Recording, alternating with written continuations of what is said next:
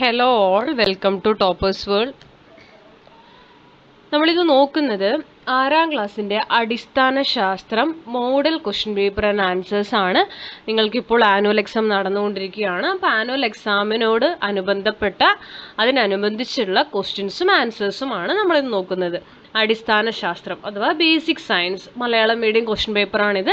English medium question പേപ്പറും answer കീയും നമ്മൾ ഓൾറെഡി നമ്മുടെ ചാനലിൽ അപ്ലോഡ് ചെയ്തിട്ടുണ്ട്. ആവശ്യമുള്ളവർ പരിശോധിച്ച് നോക്കുക. അപ്പോൾ ഇന്ന് നമ്മൾ മലയാളം മീഡിയത്തിന് അടിസ്ഥാന ശാസ്ത്രം 6ാം ക്ലാസ് കേരള സിലബസ് ആണ്. അപ്പോൾ വരാൻ സാധ്യതയുള്ള എല്ലാ ചോദ്യങ്ങളും അതിൻ്റെ ഉത്തരങ്ങളും നമ്മളിതിൽ ഉൾപ്പെടുത്തിയിട്ടുണ്ട്. നിങ്ങൾക്ക് കുറച്ച് അധികം ചോദ്യങ്ങളാണ് ഞാൻ അതിൽ ഉൾപ്പെടുത്തിയിരിക്കുന്നത്. അപ്പോൾ എന്തുകൊണ്ട് ഇത്ര ക്വസ്റ്റ്യൻസ് വരുമോ എന്നൊന്നും ചോദിക്കരുത്. വരാൻ സാധ്യതയുള്ള കുറച്ചധികം ക്വസ്റ്റ്യൻസ് ഇതിൽ ഉൾപ്പെടുത്തിയിട്ടുണ്ട്. അപ്പോൾ എല്ലാവരും ഇത് ചെയ്യാൻ വേണ്ടി ശ്രമിക്കുക. അപ്പോൾ എല്ലാവർക്കും നമ്മുടെ ക്ലാസ്സിലേക്ക്, നമ്മുടെ എക്സാമിലേക്ക് സ്വാഗതം. നമ്മുടെ ഈ ചാനൽ ആദ്യമായി കാണുന്നവരാണ് നിങ്ങളെങ്കിൽ സബ്സ്ക്രൈബ് ചെയ്തൊന്ന് സപ്പോർട്ട് ചെയ്യുക. അതുപോലെ തന്നെ ക്ലാസ്സുകൾ നിങ്ങൾക്ക് ഇഷ്ടപ്പെട്ടു, ഉപകാരപ്പെട്ടു എങ്കിൽ ഒന്ന് ലൈക്ക് ചെയ്യാനും മറക്കരുത്. അപ്പോൾ നമുക്ക് നോക്കിയാലോ. ആദ്യ ചോദ്യം, താഴെ കൊടുത്തിരിക്കുന്ന സാഹചര്യങ്ങൾ വായിക്കുക. പടക്കം പൊട്ടിക്കുക, മോട്ടോർ പ്രവർത്തിക്കുന്നു, ബൾബ് പ്രകാശിക്കുന്നു, ഒരു തീപ്പെട്ടിക്കൊള്ളി കത്തിക്കുന്നു, മിക്സി പ്രവർത്തിക്കുന്നു. ഓരോ സാഹചര്യത്തിലുമുള്ള ഊർജ്ജമാറ്റങ്ങൾ പട്ടികപ്പെടുത്തുക. അപ്പോൾ സാഹചര്യങ്ങൾ തന്നിട്ടുണ്ട്. ഇതിൽ ഊർജ്ജമാറ്റങ്ങൾ നമ്മൾ എഴുതണം. നമുക്ക് നോക്കാം ആൻസർ. പടക്കം പൊട്ടിക്കുക. അപ്പം അതിൽ ഊർജ്ജമാറ്റം എങ്ങനെയാ? രാസോർജം, പ്രകാശോർജമായും താപോർജം, ശബ്ദോർജം, ഇങ്ങനെ 3 ഊർജ്ജമായിട്ട് പടക്കം പൊട്ടിക്കുമ്പോൾ മാറും. മോട്ടോർ പ്രവർത്തിക്കുന്നു, വൈദ്യുതോർജം യാന്ത്രികോർജമായി മാറുന്നു. മിക്സി പ്രവർത്തിക്കുന്നു, വൈദ്യുതോർജം യാന്ത്രികോർജവും ശബ്ദോർജവുമായി മാറുന്നു. ബൾബ് പ്രകാശിക്കുന്നു, വൈദ്യുതോർജം പ്രകാശോർജവും താപോർജവുമായി മാറുന്നു. ഒരു തീപ്പെട്ടിക്കൊള്ളി കത്തിക്കുന്നു, അതിൽ രാസോർജമാണ് ഉണ്ടായിരിക്കുക. അത് കത്തി കഴിയുന്ന സമയത്ത് ശബ്ദോർജം, പ്രകാശോർജം, താപോർജം എന്നിങ്ങനെ 3 ഊർജ്ജമായിട്ട് മാറും. രണ്ടാമത്തെ ചോദ്യം, ബാറ്ററി ഉപയോഗിച്ച് ഒരു കാന്തം എങ്ങനെ നിർമ്മിക്കാമെന്ന് എഴുതുക. അപ്പോൾ ആവശ്യമുള്ള സാധനങ്ങൾ 9 വോൾട്ടിൻ്റെ ഒരു ബാറ്ററി, കണക്ടർ, കവചിത ചെമ്പുകമ്പി, പച്ചിരുമ്പ് കൊണ്ടുള്ള ആണി, മൊട്ടുസൂചി. ചിത്രത്തിൽ കാണിച്ചിരിക്കുന്നത് പോലെ കവചിത ചെമ്പുകമ്പി ഒരു പച്ചിരുമ്പ് ആണിയിൽ ചുറ്റുക. കണ്ടല്ലോ, ഒരു ആണിയിൽ ചുറ്റിയിരിക്കുന്നത് കണ്ടില്ലേ. കമ്പിച്ചുരുളിൻ്റെ എണ്ണം കൂടുതൽ ഉണ്ടാവാൻ ശ്രദ്ധിക്കുക. ചെമ്പുകമ്പിയുടെ 2 അഗ്രഭാഗത്തെയും ഇൻസുലേഷൻ കളയുക. ഈ അഗ്രങ്ങൾ കണക്ടർ ഉപയോഗിച്ച് ബാറ്ററിയുമായി ബന്ധിപ്പിക്കുക. ആണിയുടെ അഗ്രഭാഗം ഏതാനും മൊട്ടുസൂചികളുടെ അടുത്തേക്ക് കൊണ്ടുവരിക. ഇരുമ്പ് ആണി പിന്നുകളെ ആകർഷിക്കുന്നത് നമുക്ക് കാണാൻ കഴിയും. ബാറ്ററി വിച്ഛേദിച്ചാൽ ഇരുമ്പ് ആണിക്ക് അതിന്റെ കാന്തിക ശക്തി നഷ്ടപ്പെടും. ഒരു വൈദ്യുത കാന്തികം ഒരു താൽക്കാലിക കാന്തമാണ്. എന്തുകൊണ്ട്? ഉത്തരം, ചെമ്പുകമ്പിയിലൂടെ വൈദ്യുതി കടന്നു പോകുമ്പോൾ അതിനു ചുറ്റും ഒരു കാന്തിക മണ്ഡലം, ഇവിടെ സ്പേസ് ഇല്ല കേട്ടോ, ഇവിടെ കാന്തിക മണ്ഡലം രൂപപ്പെടുകയും ആണി കാന്തമായി മാറുകയും ചെയ്യുന്നു. ഇതാണ് വൈദ്യുത കാന്തം. ഇതിന്റെ കാന്തിക ശക്തി താൽക്കാലികമാണ്. വൈദ്യുത പ്രവാഹം വിച്ഛേദിച്ചാൽ വൈദ്യുത കാന്തത്തിന്റെ കാന്തിക ശക്തി നഷ്ടപ്പെടുന്നു. അതിനാൽ ഒരു വൈദ്യുത കാന്തത്തെ താൽക്കാലിക കാന്തം എന്ന് വിളിക്കുന്നു. അടുത്ത ചോദ്യം, താഴെ നൽകിയിരിക്കുന്ന പ്രസ്താവന മനസ്സിലാക്കി ശരിയായ കാരണങ്ങൾ തിരഞ്ഞെടുക്കുക. പ്രസ്താവന: കാലക്രമേണ കാന്തിക ബലം കുറയുന്നു. കാരണം 2 ബാർ കാന്തങ്ങൾക്കിടയിൽ കാന്തികതയില്ലാത്ത വസ്തു വയ്ക്കുമ്പോൾ.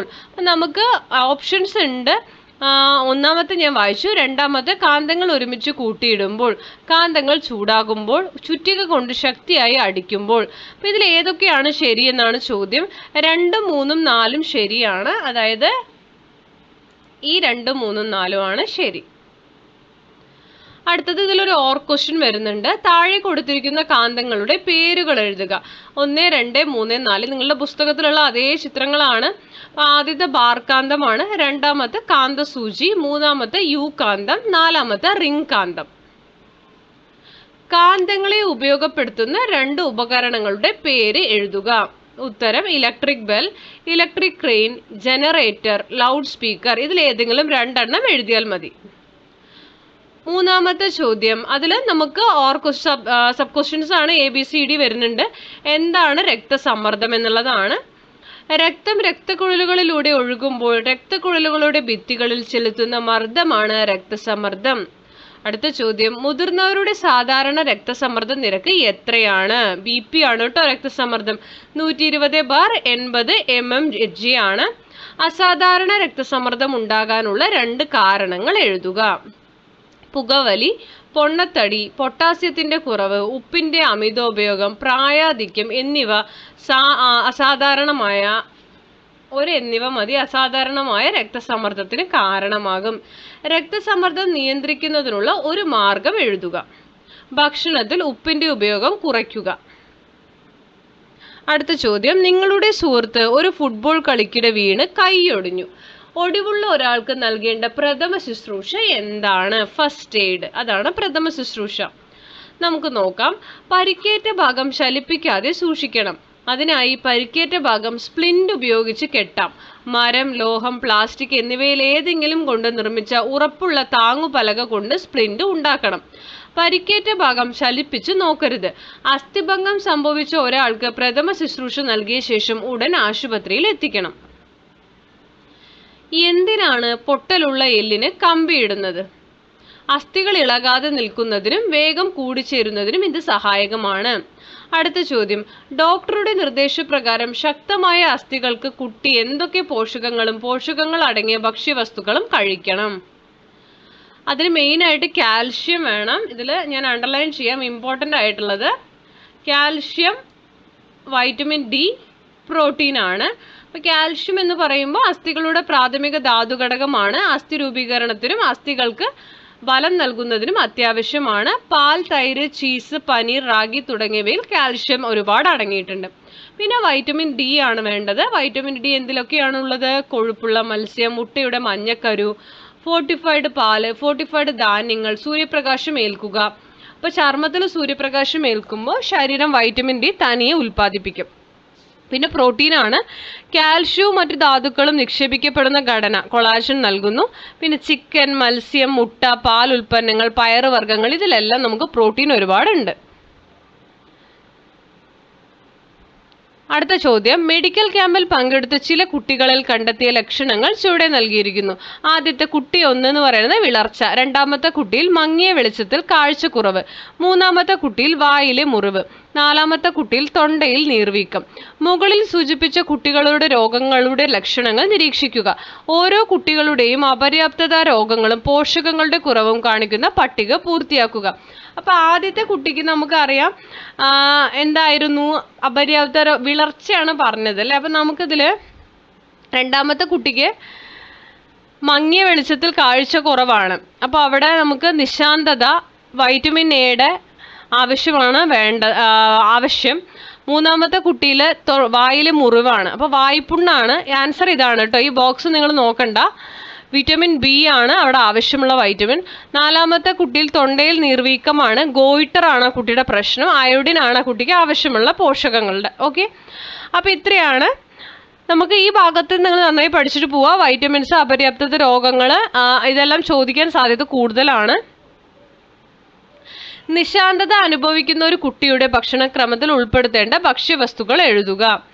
നിശാന്തത അനുഭവിക്കുന്ന കുട്ടികൾക്ക് വിറ്റാമിൻ എ അടങ്ങിയ മത്സ്യം, ഇലക്കറികൾ, മുട്ട, പാൽ ഉൽപ്പന്നങ്ങൾ, ചീര, മുരിങ്ങയില, ക്യാരറ്റ് മുതലായവ ഭക്ഷണത്തിൽ ഉൾപ്പെടുത്തണം. അടുത്തത് 6ാമത്തെ ചോദ്യം, നിങ്ങൾക്ക് പ്ലാന്റ് സെല്ലും ആനിമൽ സെല്ലും ആണ് തന്നിരിക്കുന്നത്. സസ്യത്തിൻ്റെയും അതുപോലെ തന്നെ ജന്തുക്കളുടെയും കോശത്തിൻ്റെ ചിത്രങ്ങൾ നിരീക്ഷിക്കൂ. എ, ബി എന്നിവ ഏതു തരം കോശങ്ങളാണ് എന്നാണ് ചോദ്യം. ജന്തുകോശവും സസ്യകോശവും. ഭാഗങ്ങൾ 1, 2, 3 എന്നിവ തിരിച്ചറിയുകയും അവയുടെ പേരെഴുതുകയും ചെയ്യുക.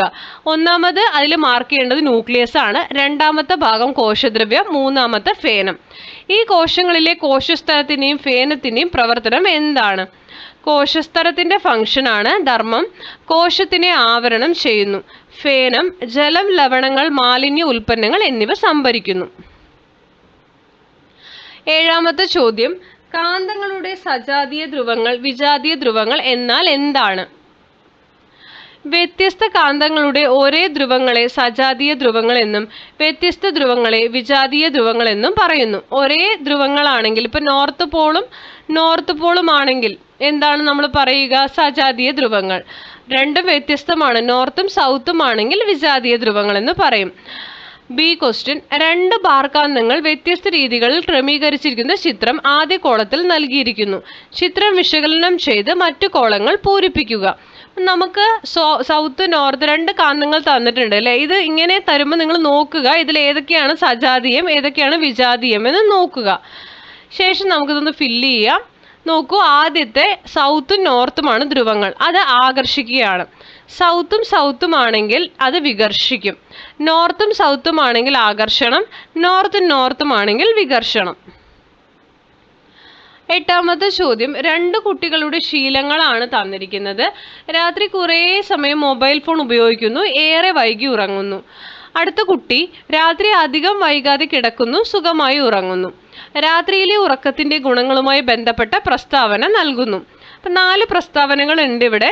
4 പ്രസ്താവന നിങ്ങൾ വായിക്കുക. ഇതിൽ ഏതാണ് ശരി എന്നുള്ളത് നമുക്ക് വേണം. നമുക്കിതിൽ ഏതാ ശരി? എല്ലാം ശരിയാണ്. എന്താ നോക്കാം.